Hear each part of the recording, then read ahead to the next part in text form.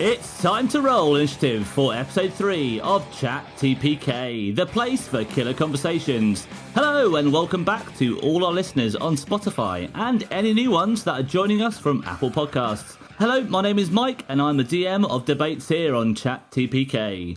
Hopefully you've managed to catch our previous 2 episodes featuring our best and worst spells of D&D, as well as a closer look at Fallout, the TV series. So if you've missed them, be sure to go back and enjoy our interesting insights. Today, we'll be delving into a closer look at some of our favourite class combinations and putting them to the test in our first ever one-turn task. Before we run up today's episode with a small community update.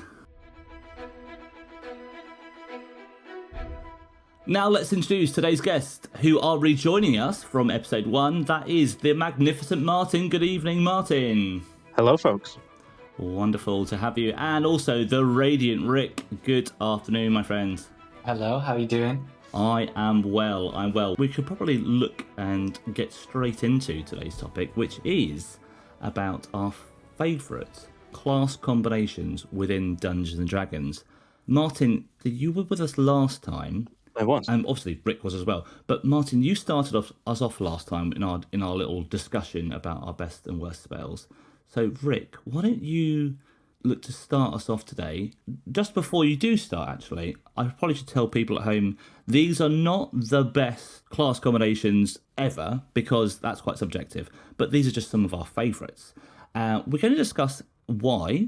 There's some pros and cons to all of them. And I think you'll also agree that depending on the role in which they play and the scenario in which the class or the character using the class is in, the scenario does really have a big impact upon the usefulness and the effectiveness of that class. With that in mind, though, let's listen to Rick's favourite class combo. Rick, what have you got for us today? I've made a Paladin Warlock. A Powlock, very nice. Yeah, brief overview of Paladins. Holy guys want to go and fight everyone, hit them with a sword. Obviously, if you're Knight in listening, shiny armour, essentially. Yeah. If you're listening to this, you probably know a bit about D&D already. But I like classes that are really good for new players. My first character in 5th edition was a Paladin, and Nice. You just feel like the king of the world. You are almost untouchable. You get your great saves. You can absolutely smack the big bads down. It's great. I've combined this with Warlock because Warlock, even though it has sort of the opposite feeling of being a sort of creepy, sworn to the dark gods type of thing, they do complement each other really well. They're both charisma-based. They both want spell slots that they can use up. Warlock gives you a few of those that you get back on a short rest. Only uses charisma for damage if you go Hexblade, so you can rely on one single ability score. And Paladin Auras, so we're going to rush to level 6 for this one. Paladin Auras work on yourself, so you get your charisma bonus to any saves you need to make. So enemies, can't really stop you. You feel quite sort of like a badass.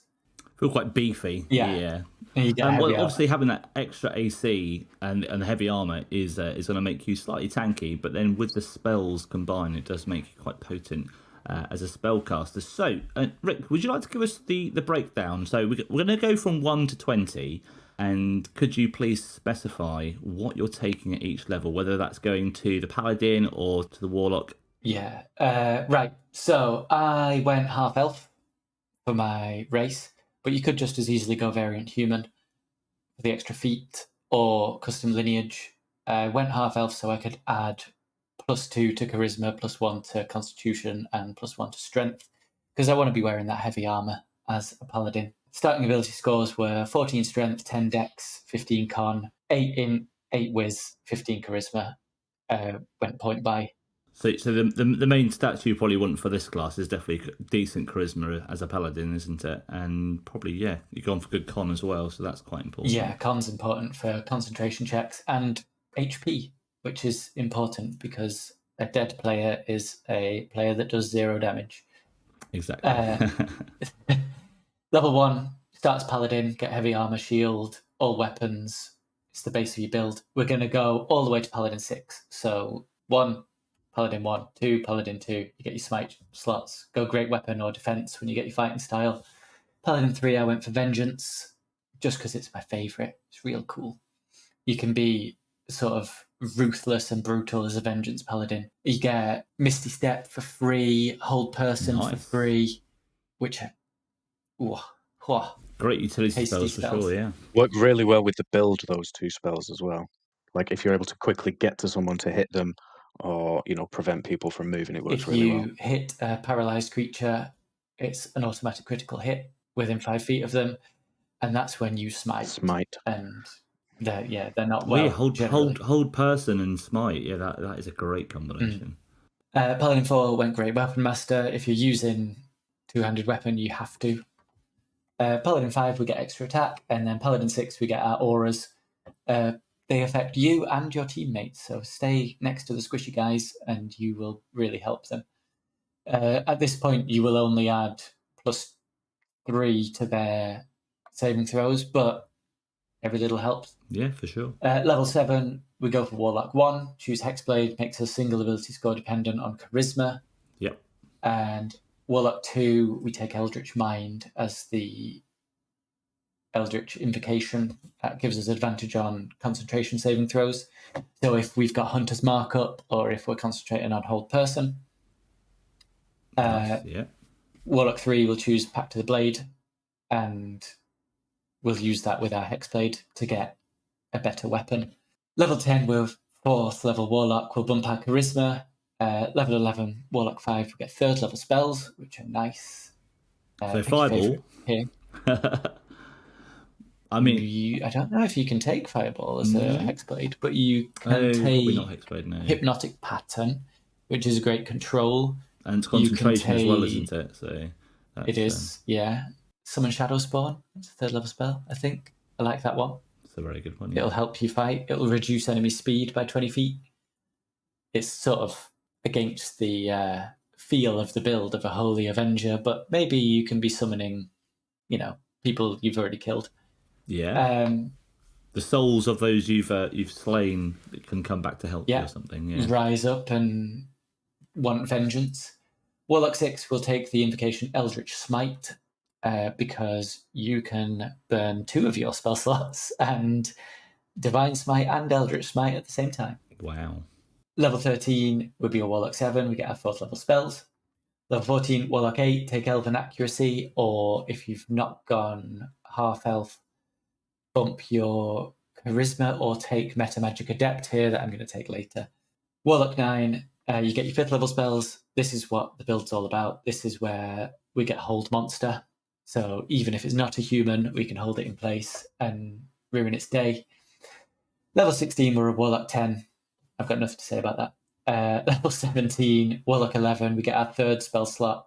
18 is Warlock 12, take Meta Magic Adept. Then at 19, I went back to Paladin for Relentless Avenger, which means when we hit an enemy with a reaction attack, we can move up to half our speed, so there is no escape. Relentless Avenger is dead good for that. And then at level 20 would be Paladin 8, which gives us a couple more Paladin spells and an ability score improvement. So I would bump Constitution to 18 or take Tough for a load of extra HP. Yeah, you'd be quite beefy on HP. So just looking at your example character sheet, which just for everyone listening, all the character sheets for the 3 characters that we are going through today will be available on the links just below that you'll be able to see on the Spotify or the Apple podcast. It'll be a Google Doc, I imagine, and the links will be on there. So yeah, to be sure to look at those. So the HP you've got is looking a very healthy 192. What do you know? What is that average for that build? Are you able to? Yeah, I just took the average for the hit dice. I know Paladin's obviously got a 1d10, but a Warlock's isn't a Warlock 1d8? 1d8. So that's still a massive HP for those 2 combinations. That's quite impressive. Yeah, I bumped Con at the end, which essentially does the same thing as Tough that level and gives you 20 extra HP there. Nice. But yeah, don't sleep on a high Constitution. It's a lot more It's very effective. HP Yeah. than you think. I think we will obviously come onto my character my class combo very shortly. But I think I got 90 hit points just from my Constitution alone, which is pretty beefy. So we've done a breakdown of your combo, your power lock combo. What would you say is the real big pluses of using this combination within a game? Great for single target damage. If you use your Metamagic Adept feature to quicken hold monster and then use both your attacks to smite, they're automatic crits. You can put 2 spell slots into the first one and 1 spell slot in, 2 spell slots into the second one, but the 4th smite will be lower. So you're doing your Eldritch Smite and your Divine Smite at the same time. Probably you'll see this happen and you'll just delete someone. And they'll be like, well, okay, I made my boss monster to have a couple of 100 HP and you've taken 198 of it. And then another one will pop up. Yeah. But if it feels great to just be like, right, smash. So what are the 2 highest level spell slots you could put into those 2 smites that you could use? You can put 2 5th levels into an Eldritch Smite and a Divine Smite, and then because you've got your 3rd Warlock spell slot from Warlock 11, you can put another 5th level into your next hit.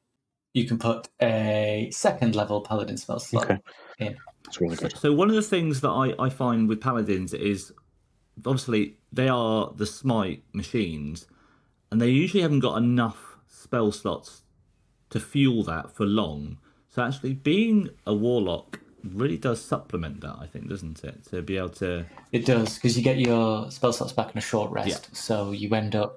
Well, you'll be as hungry for short rests as the monks and the warlocks in the party, because the temptation is to just go, oh, there's the first biggest enemy. Wow, I need to sleep now. Yeah.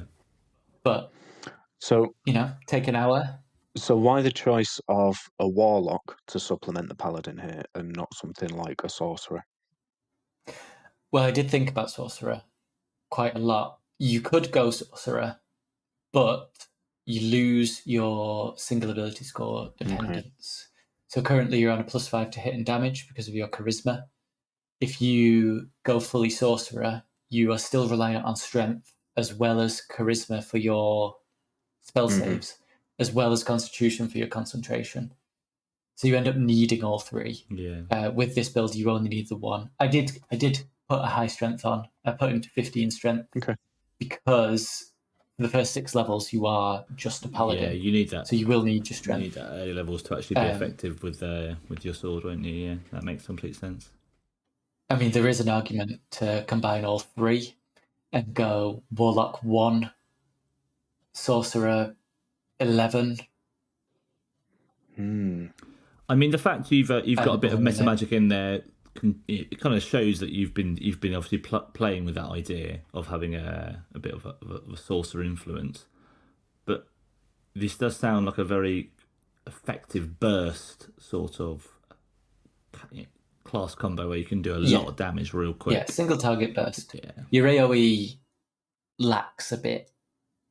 Actually, for the Mystic Arcanum with the Warlock 12 or Warlock 11, I think it is that you get Mystic Arcanum, where most other classes would get, other casters would get 6th level spells.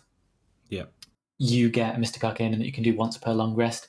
I took Mass Suggestion for just a bit of control. It's always useful. You don't always have to, because you can't use that 6th level slot on a smite anyway. Does smite only go up to 5 then? Or is that? Only goes up to 5, that's the maximum. From your point of view, Martin, what would you say the downside to this combo is that you can see? I'll be honest with you, it's the downside that the pure paladin has itself, which is lack of spell slots. Because giving it that warlock doesn't give you many more spell slots. That's kind of the warlock's drawback. Even though you get them back on short rests, if you were, as I mentioned before, to do it with something like a bard or a sorcerer, you're going to have more spell slots. And that's ultimately where that Nova damage comes from, because without the spell slots, you're just hitting people with a sword, which That's not true. doing much. Yeah, you're a fighter without a subclass once you run out of Yeah. spell slots on a paladin. And You're also a little slow to start. You're probably at level 20. You're probably going to be acting last with a dex of only 10. Oh, ouch. Yeah. So just as well you've got high AC and load of HP then. Because, well, yeah, there is the risk that as well you get a control effect happen to you early on before you can do anything, but that's where the aura comes in to sort of counteract that. Yeah, auras are very useful, of course, if you've got some party members close by. In terms of its melee dependency, I think we may have said this already, but yeah, you are extremely dependent on your sword attacks. What range spells would you, apart from you mentioned mass suggestion or hypnotic pattern, what other range things could you throw out that could be quite useful? On this character, I took Find Steed from the Paladin spell list, so you Fantastic can spell. get a bit quicker. Horses are always good. And Find Steed's not concentration. Once you do it, it follows you around. Just pausing on Find Steed, can that also find mounts, that flying mounts, or is it just horses? That's Find Greater Steed, and we don't get up to a high enough Paladin level for that. That's a shame. Fair enough. No problem. But you do share spells with your Find Steed. Ooh. So if you, say, cast Armour of Agathis on yourself, It would affect the horse or the you mount. get it at 5th level. Yeah, you get 25 temp HP. That happens to your mount as well. So if anyone tries to knock you off your horse They're in trouble. or your rhinoceros, That'd be pretty cool. A paladin I think riding actually a rhino. rhinoceros is Find Greater Steed. Or your camel. So we've had a great breakdown. Thank you, Rick, for that. What equipment could you see complementing this build? Biggest magic sword you can find. Yeah. A sun sword feels paladin-y. It does, yeah. Sun sword or a really big hammer or, something big. Any magic armor would do you well. And Heavy, preferably, obviously. Yeah. yeah, because medium armor, you're not adding any dex modifier to, so... And you haven't got much dex heavy, so that would not be, No. be useful at all. Yeah, so definitely heavy. Or anything that can store spells for you or renew spells for you. So Pearl of Power, Spell Storing Ring, Spell Wrought Tattoo from Tasha's, very good. Perfect. Okay. We are going to be testing these class combos out with our segment later on, which is our one-turn task. So we will see how that class combo of the Power Lock fares, Rick. I think I'll take time to go through mine now, if that's okay. And I have gone with, gentlemen, a Barbarian Fighter.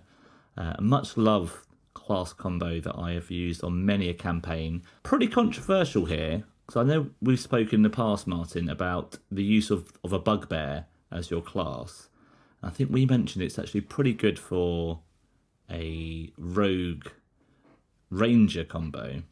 It can be good for a couple of ones, melee ones, because it's got extra reach, because it's got long arms, but it's also got an inherent racial feature that allows you to do kind of sneak damage. Surprise attack, yes, where you any creature that hasn't taken its turn so far in combat, you can do 2d6 extra damage on it, which is pretty sweet. Which I'm not building this class combo just around that, but it's an additional tick in the box, I would say. So I've chosen Bugbear for that reach, for that surprise attack. The fact it's got dark vision, which is always pretty good. The fact that it can actually fit into small spaces and has advantage on stealth checks, which is nice. Apologies, not advantage. It has proficiency with stealth, which for a big hairy creature you wouldn't have thought, but it has got that. And I use a standard array. I focus mainly within my stats on Constitution, and actually, because I'm looking at being quite reliant on something like a belt of strength, like a giant strength, I actually didn't put a great deal in strength because of that. So I did put quite a bit in dex. So I went for quite high stats within Dex and Constitution, so I'm nice and beefy and quick, and I will hopefully get stronger as the build grows.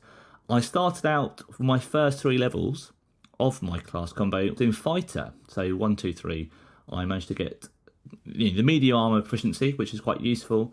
I chose my fighting style as great weapon fighting, so I can re-roll 1s and 2s, which is always pretty nifty. I got the beloved Action Surge, which I know lots of class combos do feature 2 levels of fighter just for that, because it's such a useful thing. So yeah, for the first 3 levels in fighter, I then took a level of barbarian and rage, because rage is always good. Gives me the resistance to slashing, bludgeoning, and also piercing, which is really useful, and an extra 2 points to my melee attack. So yeah, the rage is a must there.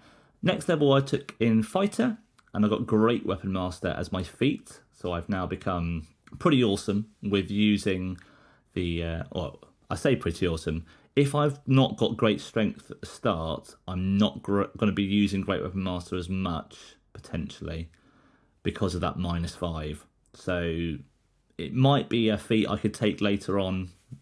Again, it really depends upon that getting that belt. Some of the belts you can buy in game could be like 20,000 gold pieces. So that's definitely a late game edition, or late campaign edition, should I say? But I did take, level 5 was the feat of Great Weapon Master. The next 2 levels I took both in Barbarian again. So level 6 and 7 I got Barbarian to get that reckless attack, which is going to be really, really useful for making sure I hit effectively and consistently. And then the subclass I took for Barbarian was Totem Warrior. Obviously, there's a few different choices that you could have made here. The Berserk is always good to get the Frenzy attack, which is not to be overlooked. But I went with Totem Warrior and the Bear especially, because it gives you damage resistance to everything apart from Psychic. And I just think that makes you the ultimate tank. I've got an insane amount of HP, and it's essentially doubled. Yeah, best barbarian subclass by a long way.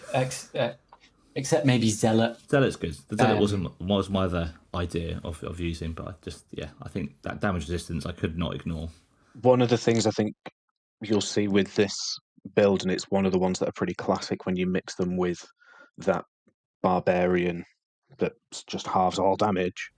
Yeah. When you mix it with something else, to use the strength of something else in like your attack and your utility, but the survivability of the barb, that's where it really comes into its full. Yeah, you're absolutely right. Because barb is great.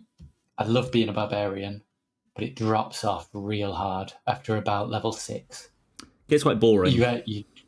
You just end up with nothing compared to everyone else. Hopefully they fix it in 1D&D, because I love the idea of a barbarian, but mechanically, you lose a lot. So which is why this is a good multiclass. Well, that plays into why I've only taken 4 or 5 levels within Barbarian. So yeah, as I said, we've taken the subclass Totem Warrior. That's level 7. Level 8, I get my extra attack from my 5th level in Fighter. Then I go back to Barb for the feat Mobile. So now I can move an extra 10 feet. I can get no opportunity attacks when I hit. Really, really useful feat for sure, and especially as this character is going to be going around just mopping up the abs. That's its main strength, I think, or at least at this point in the build it would be. Then level 10, I take some more dex to really plump up that dex. Again, going for dex mainly because I want to have obviously decent AC. I want to have a really, really good initiative. That's my main goal. If I've got good initiative, then I can use the surprise attack, and I can make sure I can get my hits off before they can. Moving on to the last 10 levels of this build, I went for another fighter. Most of the levels now are just fighter, really, because the fighter has so many opportunities for ability score improvements or feats. So here's some of the things that I've got with that. I managed to pick up at level 12 a superior technique feat, which allows me to adopt one of the Battle Master's maneuvers. And I favoured ambush, again, just to put extra numbers into my initiative. So I've really, great pick. Great pick, because you get so many attacks. Yeah. Extra 2d6 on all of them is strong. Yeah, exactly. So it's my idea is to act fast, kill things quick, and then even after the first round, I'm still effective, just not as effective. But I'm hoping I can wipe them out quickly. Number 13, Indomitable, so I can potentially not fail as many saving throws. The issue with this class being that my wisdom and intelligence are so low, I am likely going to fail everything I do for that. So having the advantage there, the ability to roll twice, maybe gets me a natural 20. I don't know. I hope. One can hope. Moving on, I take some more feats. I get the Slasher feat, which I think works really well with a Great Axe. It allows me to stop people running away from me, and it allows me to, I think, re-roll damage on my slashing dice as well. When you score a critical hit that deals slashing damage, you wound it, which means it gets disadvantage on attack rolls next turn as well. So yeah, it has that wounding effect, which I think is really quite useful. So Slasher, quite underlooked. I've never really used it much before, but I will certainly look to be using it on a similar build like this. Level 15, which is my 11th level in Fighter, gets me another attack. So I have 3 attacks now, and that's where I top out. I don't go to obviously level 20 with Fighter, so I don't get the 4th attack, which is a shame. But I feel the things that the Barbarian offers does outweigh that extra attack. I get another feat at level 16 with Sentinel. So not only can I stop people moving away from me. If an enemy hits another creature, you can hit them back within 5 feet of you. So it's quite reaction dependent. I feel like... What else were you using it for, though? Yeah, that's true. May as well. I've got a few things that trigger reactions, so I feel like I'm probably going to be using that reaction pretty much every turn, which is good. I think combining that with mobile, the fact I can hit and get through things without being hit, and then if people move away from me, I hit them. With that extra reach of the Bugbear, 10-foot reach, and if I equip a polearm, a 2-handed polearm, I could potentially just have a massive 15 feet circle around me where things just can't get away from me. And I don't think I actually mentioned about the Slasher, to be fair, just going back to that, but the Slasher, I get the ability to reduce its speed 10 foot. And then Sentinel reduces it to 0 if you hit with an opportunity attack. Yeah, so I can really limit the amount of travelling that my enemies can do around me. So I've got a lot of control over my enemies so far. I take my last level in Barbarian at level 17, and that gives me the 5th level of Barbarian, which gives me fast movement. So I'm now up to 40 foot plus mobile, which is an extra 10 foot. So I'm up to 50 foot of movement speed. So I can get around quick, not be hit, which is ideal. And then the last 3 levels I take of this build are all in Fighter. Level 13 of Fighter gives me nothing, which is sad, but hey ho. Level 14 of Fighter gives me another ability score improvement. Again, depending what I've got in terms of items, I probably would go con here, as I may have maxed out Dex by this point, but it is dependent on what I've got in terms of the items. And then my final level, level 20 or Fighter 15, gives me superior critical. So now I can get a crit on an 18, which means I've got more than I've got a 15% chance of getting a crit. You counter in reckless attack with that. That's looking pretty good. And yeah, that's the breakdown of that class of the Barbarian Fighter. Any thoughts, gentlemen, on that? I think it seems like a really fun build to play. Like with all the stuff that it's got, as you progress through, there's almost never a level where you've got something cool, which does happen in some of the few classes. But this seems like you've got something new and different each level. Seems quite fun. But I've got one glaring drawback to it. I think I know what it might be, but go for it, Martin. Anything that is at range. Yeah, it is a melee depend. It's not just dependent. It is solely melee. Well, you have good dex, and as a fighter, you're proficient with ranged weapons. Yeah. So you can do light crossbow, heavy crossbow, hand crossbow, Yeah. longbow, shortbow, yada yada yada. You could use some of your Battlemaster maneuvers, I think, with ranged weapons, can't you? Yeah, you're dependent on a lot of ability scores, I think. So if you want to pump dex and get that Bugbear ambush, why not go ranged instead, is my question. Yeah. My only issue is if I was to look to try and cover that gap within my attacking output by going with that, I think that means reckless attack becomes redundant, slasher becomes redundant, and so does mobile and sentinel. So a lot of that just gets knocked out because range attack has no real impact with those different features. I've gone for the high movement speed so I can close that gap down. But obviously, that's if it's a flying enemy, that's me out the fight. That's true, unless you only get one Battlemaster maneuver if you take superior technique, Yeah, you just get to choose one. and you need ambush really, But yeah, to give me good initiative so I can use surprise attack. and you want that extra crit range on the champion. Yeah. Here's just a few breakdowns on potential damage I could do. If you counter in Great Weapon Master, you counter in the surprise attack, and also one of the items I looked at maybe using would be like a blood axe or any kind of level 2. An A+2 great axe I think would be really useful for here.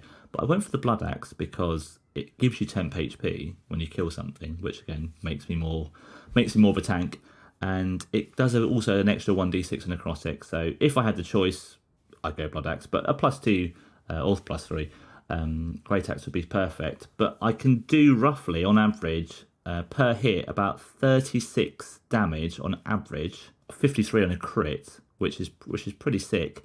Countering that, I get 3 attacks and action surge, and if I kill anything, I can use Great Weapon Master bonus action attack. So I could do 7 attacks. That's a lot of output I can get. Yeah, great for cleaving through hordes of minions. Yeah, definitely. Yeah, And it's a good you know clearer. what? If you're stood in the face of a big bad evil guy, you have to be dealt with, because 36 attacks, not 36 attacks, Jesus. 36 damage per attack, 7 3 per times. round. If you do get that, with that action surge in your back pocket. If you hit that each time, say if you had just walked square to the BBEG, and you hit all of those, 252 damage, if none of them crit. Yeah, or 7, yeah. So this website I use, Dyson Damage, great website by the way. That shows you all your potential output and percentages on hitting and stuff. Little plug there. But it tells you, like, at the bottom of the page, it tells you probably kill a goblin, it probably kill an owlbear, etc. I can kill a goblin in 1 attack, obviously, an owlbear in 2 attacks, a beholder in 6 attacks, so that's basically 1 turn. So beholder has got nothing on me. And then, this is interesting, a Tarask in 37 attacks. So in 6 turns, I can kill a Tarask. I thought that was quite good. So that's my class. That's my breakdown. And I, as you say, Martin, I think it looks really fun. It's got great HP. The average is about 199.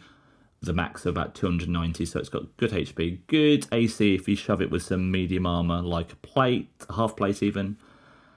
And yeah, I think this only real drawback is the fact it's not just ineffective at range. It's just not set up for it at all. It hasn't got any intelligence or wisdom, so those saving throws are going to fail, even with Indomitable, I think. And yeah, unless I've got top initiative, I'm less effective without that surprise attack. So that's my breakdown. And we'll see how it fares very shortly in our 1-turn task. Martin, you are our final class. What have you brought to the table today? So, unlike you two, I have not brought a predominantly melee character.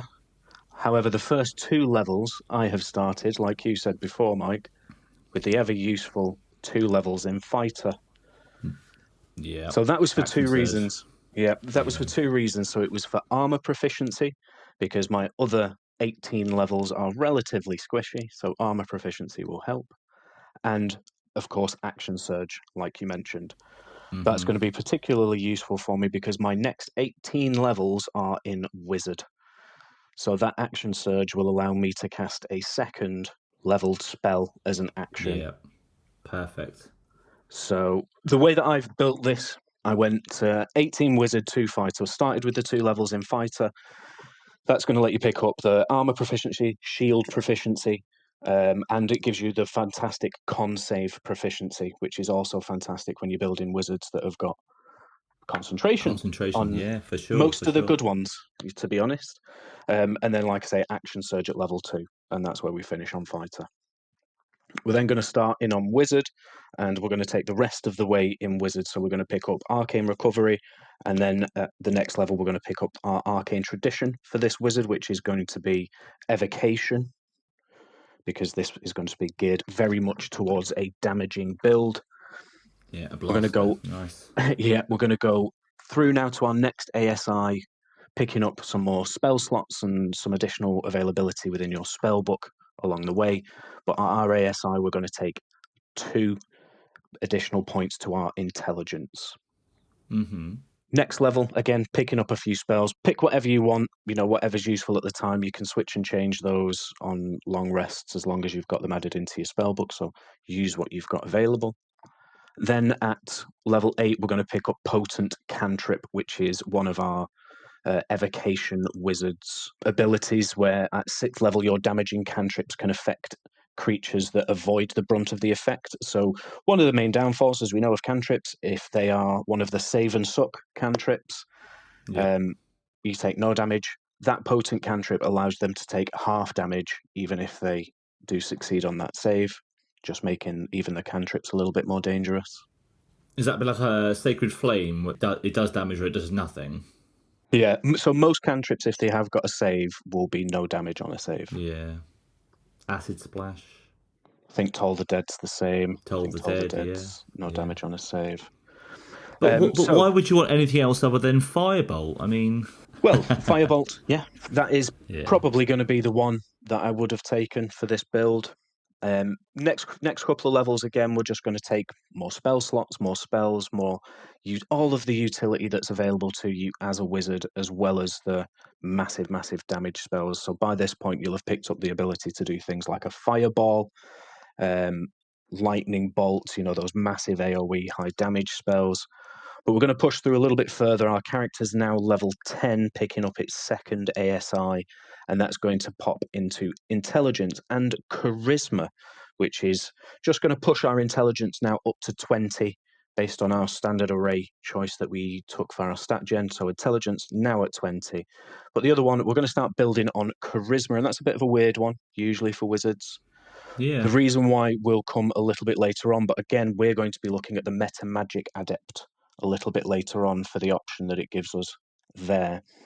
So now by level 12, we're going to pick up Empowered Evocation. It's another one of the Evocation School's abilities where at 10th level, you can add your intelligence modifier to 1 damage roll of any wizard spell that you cast that's from the Evocation School. So think now I'm having 2 attacks per round with those 1 action casts.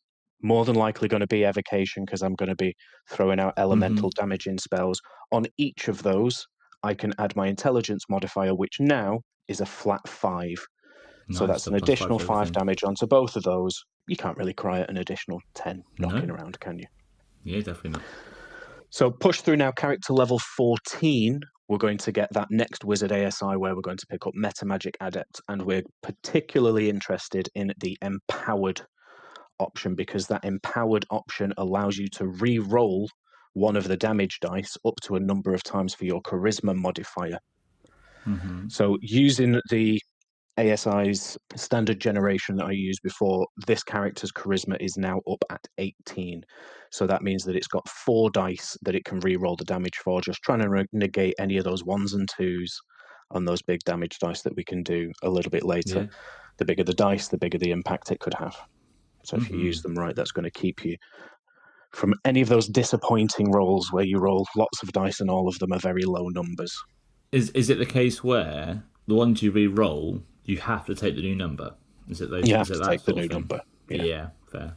Again, pushing through, picking up some more spells, more spell slots. By this level, you've got, I think you're almost all the way up to 7th level spells by this point. So you're doing lots and lots of damage. You can use like Simulacrum, for example.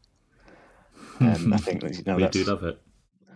It's worth thinking about. And then you can do, you pick up Overchannel at character level 16. Overchannel is another wizard evocation ability. It just, at 14, you can increase the power of your simpler spells. When you cast a wizard spell of 1st through 5th level that deal damage, you deal maximum damage with that spell. Wow. Yeah. There are some drawbacks. So the first time you do it, you suffer no adverse effects. If you use this feature again before you finish a long rest, you take 2d12 necrotic damage for each level of the spell immediately after you cast Ooh. it. And then each time you use that feature again before finishing a long rest, that damage increases by 1d12. So you would use that sparingly. Unless it's really important and you can blow yourself up. Yeah. Is it the necrotic damage that is? It doesn't take it off your maximum, does it? Until So a long no, rest? that's a monster, just a monster ability. It's not the damage type that causes that. Okay. But there That's are okay, several monster abilities. So we're nearly there now. 17 more spell slots, more availability in your spell book. Our final ASI, we're going to take 2 in charisma just to bump that charisma the last little bit of the way up to 18 that I mentioned before. And then finally, at 20th level, you pick up spell mastery from the wizard school. That just allows you to cast lower level spells at will. You pick a couple of your spells and you're like, right, I know these spells. I don't need to spend resources on casting them anymore, which is pretty good. So 1st and 2nd level, it is limited to for that spell mastery, but it's still very useful. Now, the way that I built this character, I started standard array. As you would expect, I took 8 strength, 12 in dex, 13 in constitution, 15 in intelligence, 10 in wisdom, and 14 in charisma. Because I remember I'm using that charisma to keep my damage relatively level at certain points. Now, once all your ASIs are taken into account, that's still an 8 on strength. So that does limit us. We can't have any heavy armor that has a strength requirement. So I've taken the best of the light armors for this character and put him in half plate. With the fighting style that he picked up as fighter, he took defense, so it'd be Martin, 19. sorry to interrupt you. Yep. But you do require 13 strength or dexterity to multiclass out of fighter. Out of fighter. Yes. It didn't stop me on D&D Beyond, in fairness. So I will check what Just toggles, because I'm pretty sure because- I've got that on.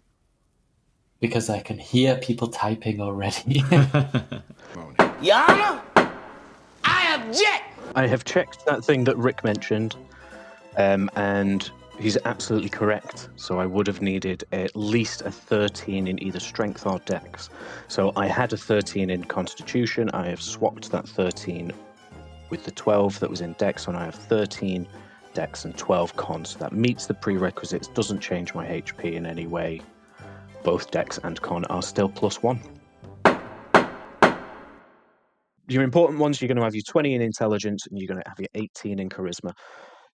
Going to bring you out with a character that has got 19 AC because he's going to have a shield as well. He's still going to have a free hand for his casting and for his focus and his material components and so on. Which is pretty good. That's going to kind of keep you alive through those early levels of being a wizard where you have very little HP. And are a bit more squishy, so that'll help. And the race I chose was Hair and Gone. So similar to you, Mike, the reason for that is because I would like to go first, because if there's no one left to attack me after my turn, we're pretty safe. So the Hair and Gone racial ability allows you to add your dex to your, I think, is it your dex to your initiative roll or something like that twice? On top of Let it, me yeah, just double yeah. check exactly what it says. You can add your proficiency bonus to your initiative rolls. That's the one. Sorry, not your dex. So my initiative is a Nice. +7, which, considering that my dex is only 12, is pretty good. Super, yeah. Pretty good. Yeah. It's going to allow me to hopefully get in there before a few people. And there's also another one. Another reason why this race is great for a wizard. So we all know Misty Step, fantastic spell, gets you out of danger, gets you into places that are useful. The Hair and Gun has kind of an inbuilt small Misty Step called the Rabbit They Hop. jump. Yeah, so as a bonus action, they can jump 30 feet without provoking opportunity attacks. That's sick. So That's really if they've good. got someone up in their face, they can just go no, bounce away, and then from a distance continue to obliterate them with their evocation spells. Now, there's a couple of pieces of equipment that would be particularly fantastic for this character. So one Rick mentioned earlier, the Ring of Spell Storing for any character that casts spells. The ones that would make this character particularly dangerous would be a Arcane Grimoire of any plus, preferably a 3, of course, and Robe of the Archmagi. The reason being for both of these is that they increase your spell save DC. Which is your bread and butter. Yeah, which is your bread and butter. It also increases your to hit on any to hit spells. The Arcane Magi is a very, I believe it's a legendary item, so that's Okay. a question mark. If you do ever get that, you don't really need to rock your armor anymore, because that will give you, I think, an 18 AC all told once you've got on there. But it's the spell save DC and to hit modifiers from both of those. If you didn't have either of those, your spell save DC would still be 19, but you've got the possibility of making it a whopping 24 if you had both of Wow. those items. That's pretty unsavable. Yeah, sucks to be everyone except for you in that instance. Yeah. Like even some of the big baddies would struggle there, wouldn't they? Like, One of the things that you've taken as part of your evocation wizard is the ability to sculpt spells. So any evocation spell that you do that casts an AoE, you can make it so that people of your choice only take half damage. Basically, make sure that they are not going to get the full brunt of anything. to be fair, I've used that quite a lot with in Baldur's Gate 3, Gale makes his that sculpting spells makes his fireball so much better, because I can literally just cluster all the enemies together and shoot my own people without them getting damaged. So that's very nice. Anywho, so going on to the pros are obvious with this one, that you can put out some really, really powerful spells, 2 in fact per round. In terms of the cons, what's your HP? Yeah, so that's going to be your biggest con. You are still a wizard, so despite the 2 levels in fighter to balance it ever so slightly, all the way up in the nosebleeds of level 20, this character still only has 108 HP. Ooh. By level 20, that could be one hit by some big creatures, couldn't it? Potentially, yeah. Potentially, yeah. I'm thinking you only have to take 8 damage to be in power word kill range. Yeah. But having said that, you've got counterspell, and I've been reading your character sheet. You know what I'm like. Of course. And you've taken the extend spell meta magic, haven't you? I have as well. Yeah. Which does that double it? Or is that's distance spell, isn't it? Doubling the distance spell range. Yeah, sorry, distance spell is what I meant. Taking the distance spell meta magic. Yeah. Which adds 30 feet or doubles it? I think doubles it, yeah. Doubles the distance of the range of the spell. Or, quite importantly, or make the range 30 feet for a spell that normally has a range of touch. Oh, so you could be doing, obviously it's quite low level, but you could be doing some shocking grasps from across the room. Well, nice. The one that Rick mentioned, power word kill from 30 feet away, or even Is further power word away. kill touch? No, but you're doing that from I was going to say more than 30 feet away. I can just about see you, okay. and you're dead. I get you. All right, sorry, it's because we were talking about touch, and I was like, I just thought, okay, no problem. That does sound like a really, really good combination for sure. Me and Rick were having a little discussion prior to the podcast, and we were saying that as powerful as this will be, you go up against a BBEG that has got legendary resistances that does kind of pin you down for a couple of turns until you burn all of those. It does, but it's difficult. If you go into it blind, sure. If we were to walk into this now, you're absolutely right. It does limit you to that. You do have a lot of spell slots, though, in fairness, to start crunching through. Like, you maybe wouldn't start with your 9th level spell slot. You'd start with some lower stuff to weed out the chaff, maybe get rid of some resistances, figure out what you're up against.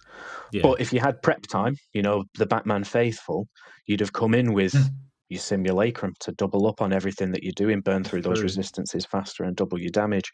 You're going to be, as a wizard of this level with access to 8th and 9th level spells, if you've got the time to prepare, you're absolutely laughing because you've got all of these additional things that you can bring other than just you, when you enough is scary. Yeah. This is true. Through the course of a campaign as well, you should pick up some spell scrolls, which just give you extra spells if you scribe them into your spell book. I think the only weakness of wizards, really, well, two, HP, and it's expensive Yes, to be a the wizard. material costs, absolutely. But if your DM doesn't play materials, you're laughing, aren't you? You are, but you are fortunate as well that for a lot of the really good ones, like the ones that you really want to use, so things like Revivify and stuff like that, you've got to make that worth having, which is why they've got such high material components. But if you were to look at Power Word Kill that you mentioned before, verbal only, there's no material components at all. Wish is verbal only. And they're like the most powerful things of the game, aren't they, really? Yeah, pretty much. Yeah. Pretty much. Well, hopefully you won't be using any Wish today, because we are going to be very shortly moving on to our next segment, which is our 1-turn task. This is a feature which we're going to be looking to bring back in future episodes. The task today, with which I will be asking both Rick's combo and Martin's combo and my own combo to be pit against, is how many abs or how many minions can you kill in the space of 1 turn? And we'll find out who kills the most right after this break.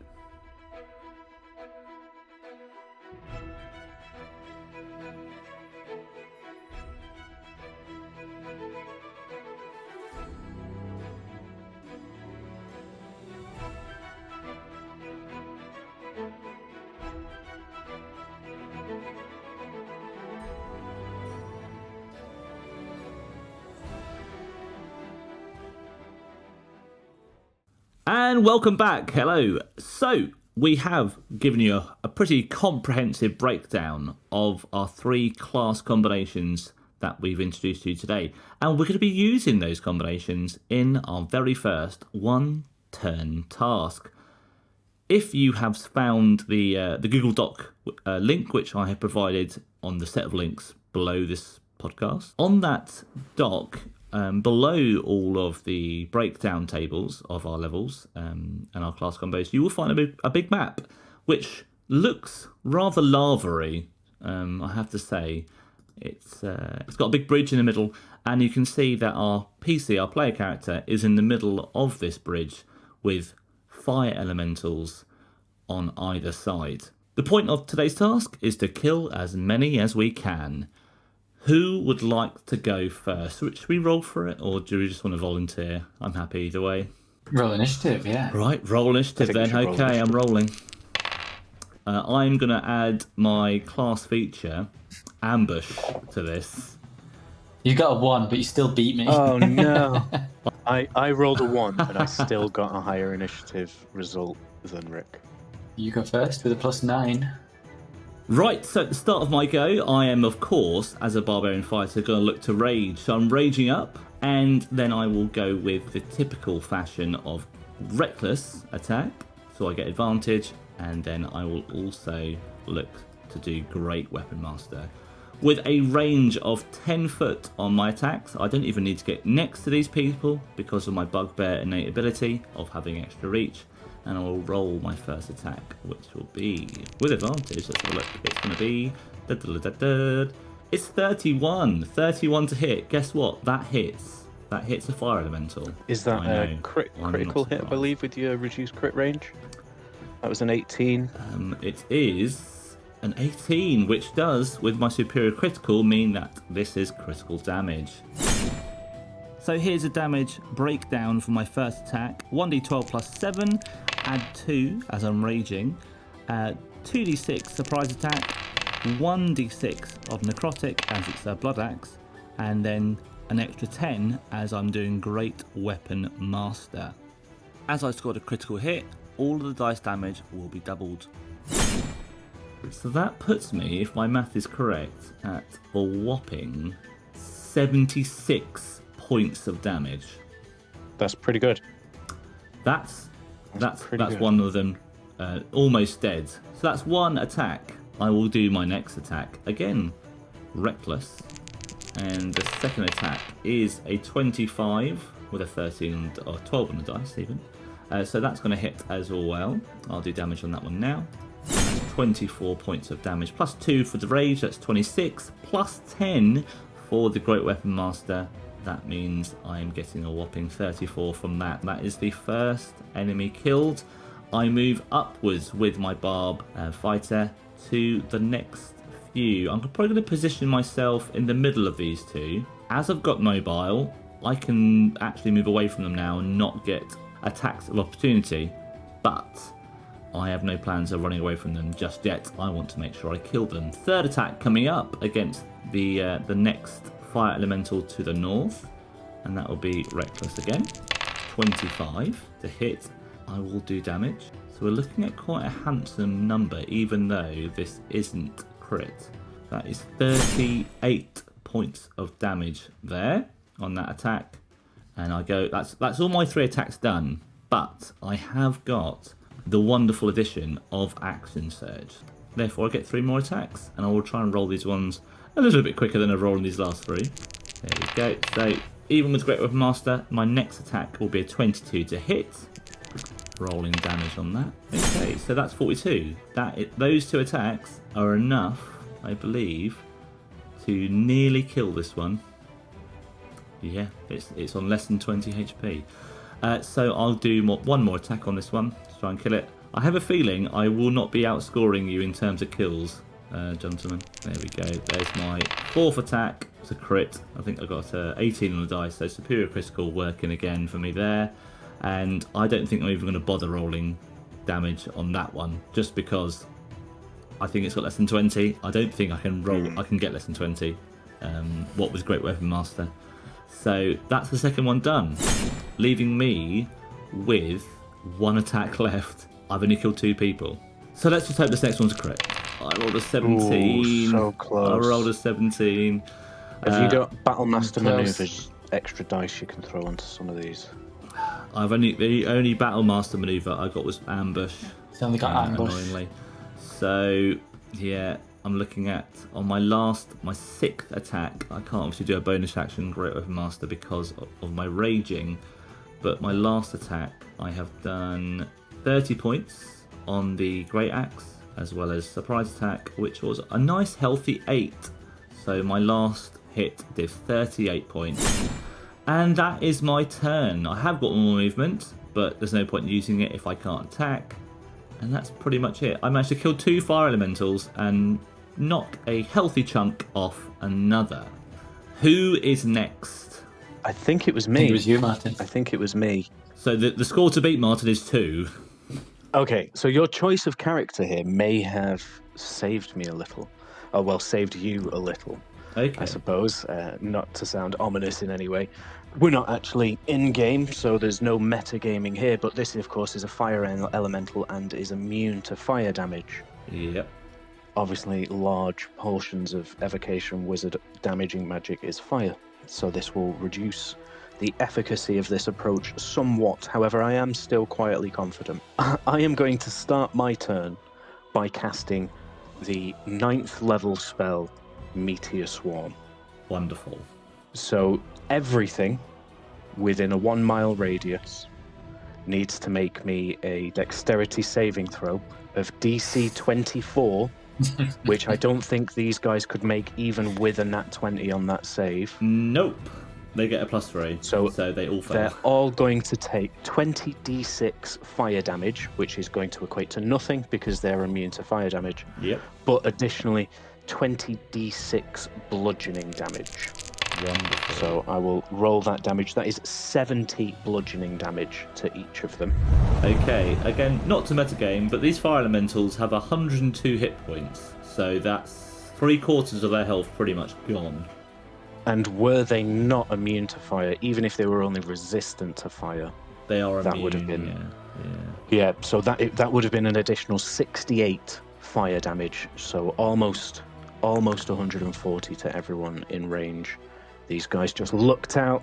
I am then going to use just a couple of my abilities that I mentioned before, because there are 3 1s in that 20d6 that I rolled before, and one of my abilities allows me to re-roll a number of the dice based on my charisma modifier.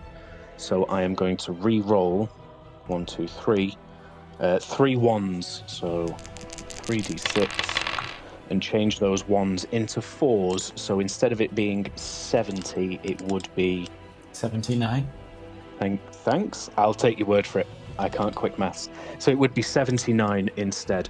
On top of that, I can add my intelligence modifier onto one of these rolls. So that's going to be an additional 5 to this. So that's going to bring it up to 84. A quick note on adding your modifiers to a single damage roll with area of effect attacks. Yeah, that's fair. I'd have to check the nomenclature because I don't know if it does or not. Sage advice says that if you're affecting several creatures at the same time, roll once and take that damage. So you can roll once and take that damage if you're doing it that way, and you can add your bits on that way. But if you rolled different for each of the people, you could then only do it once. You could only do it on one. Okay, that's interesting. Okay. That is interesting. Well, let's just roll once, right? And hope we roll well. Generally, you would roll once to speed up the game, right? Absolutely. With that many enemies, yeah. That's my action, which normally that means that's it for a wizard, but of course we took those 2 levels in fighter, so I'm going to action surge. Oh, you don't have to. You could just let me win this. Unfortunately, I can't do that again because I only had 1 9th level spell slot. Okay. And there are a few AoE spells that I could try and link in and line them up. So like I could use something like Fireball, but we know that that's going to be useless at this point. We could use Wall of Fire, but we know that's going to be useless at this point. So I think the only thing that I've got left to do for these guys is I'm going to upcast Chain Lightning to 8th level. Okay. So I'm going to cast that at 8th level, and what that means is it can arc an additional 2 times. So I make an attack against someone, they need to make a dex save. Again, they can't pass that because their DC 24, dex isn't high enough to meet my DC. So they will then take 10d8 lightning damage, and it will arc to 3 creatures plus an additional 2. So it's going to arc to a total of 5 creatures. So that's six of them basically that it's going to hit with the initial one, and then all the ones that it bounces to. Okay. So that is going to be 10d8 lightning damage, which is 49 lightning damage. I'm going to put my int modifier on top of that again, so that's going to take me to 54. So I think that's probably about it. Bonus action, suck my thumb. I think that's about all I could do at this point. I could use some of my other abilities to get me out of where I am, but I think that's probably the best that he's going to do. Yep, I mean, I managed to kill 2, you've killed 6, so you have definitely set a high bar for Rick. So Rick, with your turn looming, any idea how you're going to manage to beat 6? Well, I don't think I'm going to, but we'll give it a try. Give it a try. In a similar way to how Martin then being immune to fire is a big kick in the teeth, what I was going to do, if these creatures had turned out to be people, creatures, whatever, that can understand me, I would have cast Mass Suggestion on all of them, on 12 of them, and said, go home. Go back to the plane of fire where you live. Your house is on fire, you need to go and put that out. Oh, your house has stopped burning, you need to go relight it. Your house has stopped being on fire, that's a problem for you. What's your DC? Because like Martin's DC, they may not have been able to succeed on that saving throw. It's 19, so some of them would have been still able quite to high. succeed. Still quite high. But you can target 12 creatures. Yeah, which have been pretty much all of them. Okay, so what's the backup plan? So instead, I'm going to go up here. I'm going to show you, but I'm not going to show you, dear listener. I'm I'm going to make a 30-foot cube. I'm going to cast Hypnotic Pattern on these 1, 2, 3, 4, 5, 6, 7 for 2 sorcery points, which means it only takes my bonus action. Nice. Now I know what you're thinking. Charmed and out of the fight is not dead. And you're absolutely right, it isn't. But this is a team game, It's true. after all, and you would have friends. So I'm thinking into the future. So if all these creatures are charmed, it means they're not coming back at you. If I were to go pure, how much damage can I do, I would have quickened Hold Monster instead. So we'll do it that way. In real life, I would have hypnotic patterned all of these at the top and then moved down to the south, do horrible things to them in the name of holding monsters. But instead, I will cast Hold Monster on this one right in front of me, having moved 10 feet. To the bottom of the bridge, yeah. Bottom one. Yep, Quicken Hold Monster, which would be a spell save DC of 19. I don't know what their wisdom saving throw is on Fire Elemental. Their off the wisdom top of my saving head. throw is it's a +0. Okay. It Well, we'll got see. a If it 19. passes. Got a Oh, 19. meets it, beats it. Beats it. That's a shame for me. Don't even have silvery barbs, so I'm just going to have to attack I do, normally. and like you said, it's a team game. So, silvery barbs. It's a competition, Martin. It's competition.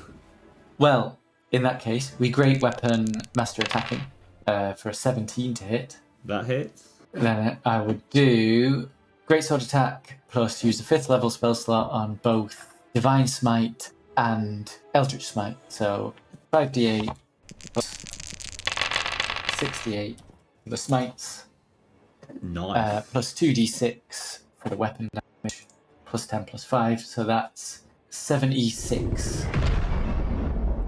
Wow. And then we would use my Cloud Strike from my background for an extra 2. Is that attack 1? That's attack 1. Yeah. I think he might be okay, unfortunately. I think Yeah, no, he's alive. HP of 102, so you've whistled it down quite a lot. alas. They are knocked prone, though, Okay. because of Eldritch Smite. So advantage on your next attack against it, no So problem. advantage. Elven Accuracy makes it triple advantage, or double advantage. We're going to attack with the Greatsword, Great Weapon Master again, for a critical hit. Now this is what we want. This is what we want.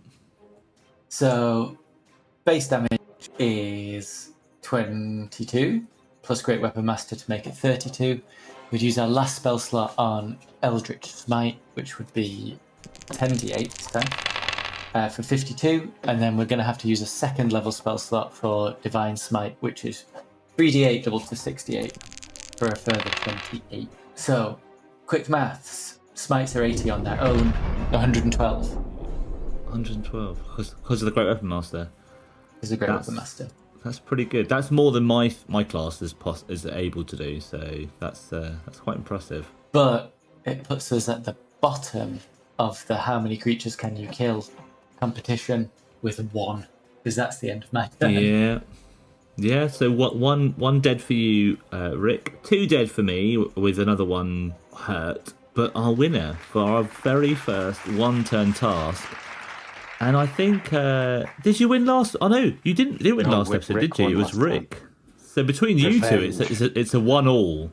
But It's a now draw. I'm just But I'm now the And a loser. feud has begun. I think the task. I think the task of this kind of set it up, because if it was single target damage, you probably would have me done there, because like you were doing much bigger numbers just against one person. But then, Yeah. having said that, you could have killed everyone if it wasn't a fire elemental. very Yeah, true. true. Even if they had resistance, you'd be doing 100 and something damage. Yeah, probably circa 130, 140. So that's the end of our first ever 1-turn task. Now, if you think of a great idea that you'd like us to try and implement or have a go at, be sure to answer the poll or the Q&A, should I say, to this podcast. The question will be, what 1-turn task would you like to see in future? And if it's a good idea, I'm sure we'll give it a go. Now, it has been a very, very hectic episode for sure. We've spoken a lot about our 3 beloved class combos, and we have our first winner, that of Martin from our one-turn task. We will be looking to, well done Martin, a big round of applause for sure. We'll be looking to do that again in future. Also revisiting different class combos and other D&D things as well. Now, before we say goodbye this week, it's time to have our very first community update.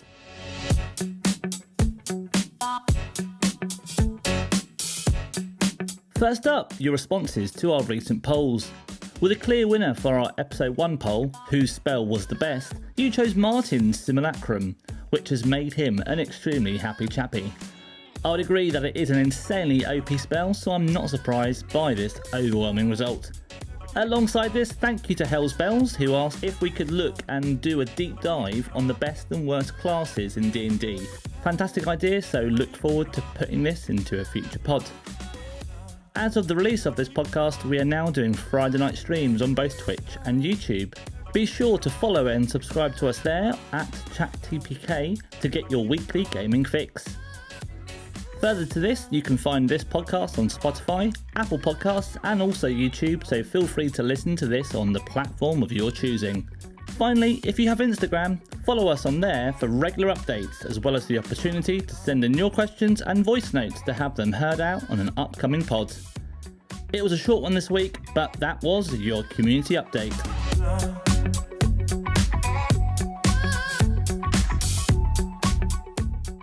And with that said, I will be saying a big thank you to both Martin and to Rick for joining us this week. Thank you for having us. It's been a pleasure.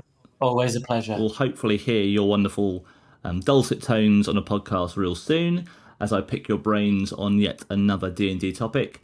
And it's goodbye from me as well. I'll see you next week. Have a wonderful, healthy, happy week. Bye. Goodbye. Goodbye. See you later. We'll see you next next time.